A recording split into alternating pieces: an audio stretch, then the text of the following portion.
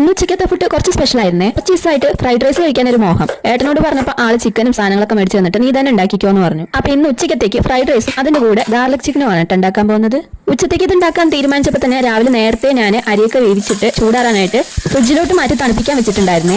Basmati rice ആണ്. പിന്നെ ഇങ്ങനെ ഫ്രിഡ്ജിൽ വെച്ച് തണുപ്പിച്ചെടുത്തു എന്ന് വെച്ചാൽ കുറച്ചുകൂടി ഉടയാതെ കിട്ടുവേ റൈസ്. അപ്പൊ സാധനങ്ങളൊക്കെ അരിഞ്ഞ് പറക്കി വെച്ചിട്ട് ചിക്കനിൽ മസാലയൊക്കെ തേച്ച് വെച്ചു. ഇത് പിന്നെ ഗാർലിക് ചിക്കൻ ഉണ്ടാക്കാനായിട്ടാണ് കേട്ടോ. ഇതാണെങ്കിൽ പെട്ടെന്നാവും ചെയ്യും, നല്ല ടേസ്റ്റുമാണ് കഴിക്കാൻ, വലിയ പണിയൊന്നും ഉണ്ടാവില്ലേനും.